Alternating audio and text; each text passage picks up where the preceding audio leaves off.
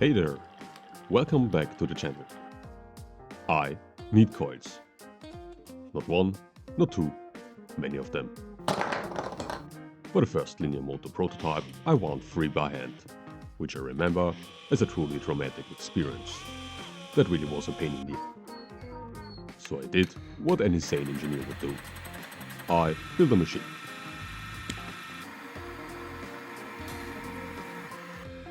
As always, every project starts with a concept.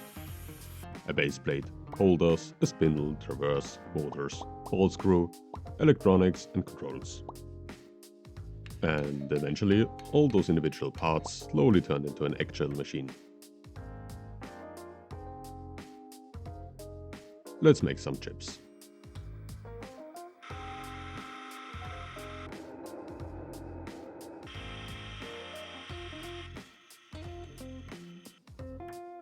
For this project, I needed quite a few custom parts. And while I could machine everything myself, sometimes it's just faster to let someone else do the heavy lifting. These parts of the project are sponsored by JLCCNC. JLCCNC basically handles custom CNC parts from quick prototypes to full production runs, which is especially nice when parts actually need to fit together. For this build, I sent them a couple CAD files and technical drawings and got fully machined parts back just a couple days later, whether you need one part or 1,000. Pricing stays surprisingly reasonable, without setup fees. They use 3, 4 and 5 axis CNC machines to make sure every detail matches your design. And honestly, sometimes it's just nice to skip machining the huge plates yourself. Especially when you're trying to finish a project before the heat death of the universe. JLCCNC can deliver parts in as fast as 3 business days, which is kind of ridiculous. Definitely should have sent them more parts. They also offer 123 bucks in coupons for new users. Link in the description. But of course, where's the fun in not making chips? Which is slightly less fun when the garage is at -10°C. I decided to machine most of the parts myself, except the base plate and the motor mounts, to push my skills a bit further. Most of these parts are machined on the rotary table, and for this build I decided to make a sacrificial fixture plate. Each part has at least 2 key features, like external radii with a 5mm rimmed hole in the center or a large bore. These rimmed holes make positioning and flipping parts quick and repeatable. And once a part is done, I just resurface the fixture and move on to the next one. Wait for this shot, this is oddly satisfying.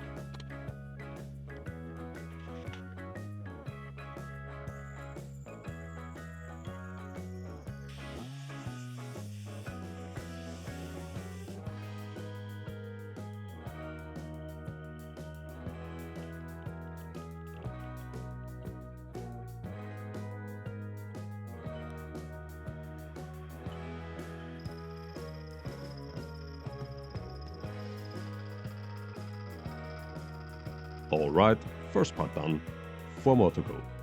But first, resurfacing.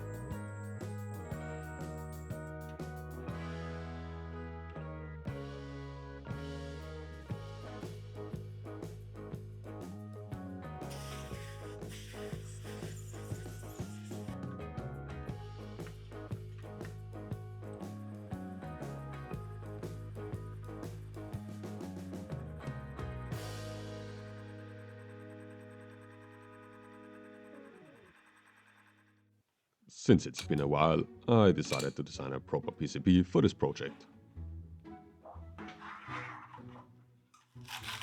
Via Simple UI, you simply set the parameters for the winding job and hit start.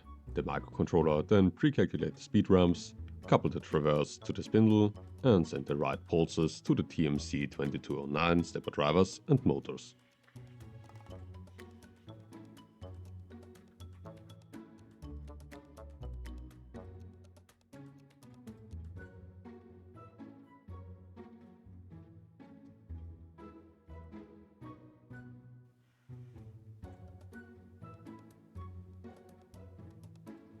Of course, I did some mistakes when designing the circuit board, forget the USB D+ and one wire pull-up, didn't debounce the encoder and the button, no test points, and the used controller doesn't feature USB DFU as a blank.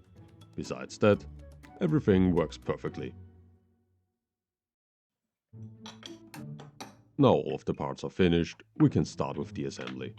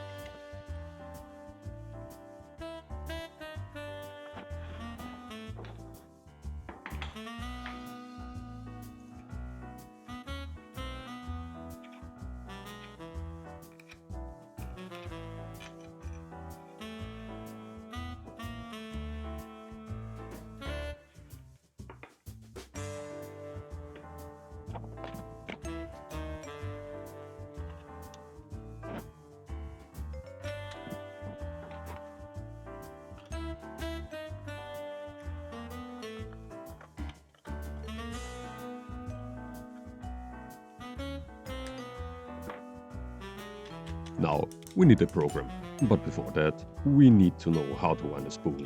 Sounds simple enough, but there's a bit we should consider. Most people know helical coils, and if you ever wound one yourself, you know at some point it just goes completely off the rails, no matter how hard you try. According to Wikipedia, this drops the fill factor to about 73%. What we want to do instead is a orthocyclic winding. Orthocyclic winding. In a section view, it looks like a honeycomb.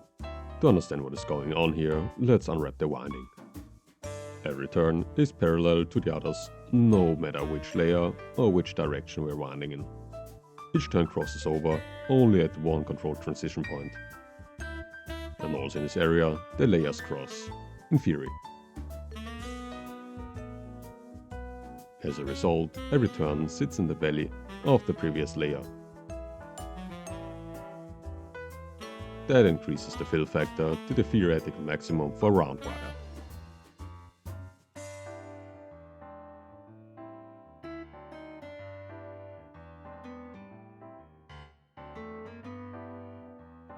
That's about 17% more coil per coil, compared to a normal one. That's what we're attempting. And there we go. 3, 2, 1.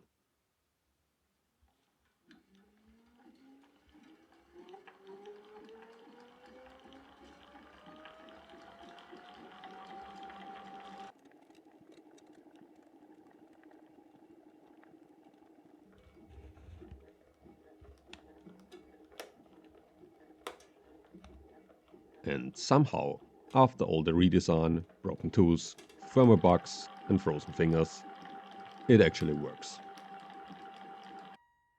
Kind of. At some point, the wire jumps over a valley and messes up the winding. I guess there's a small bug in the program which causes that.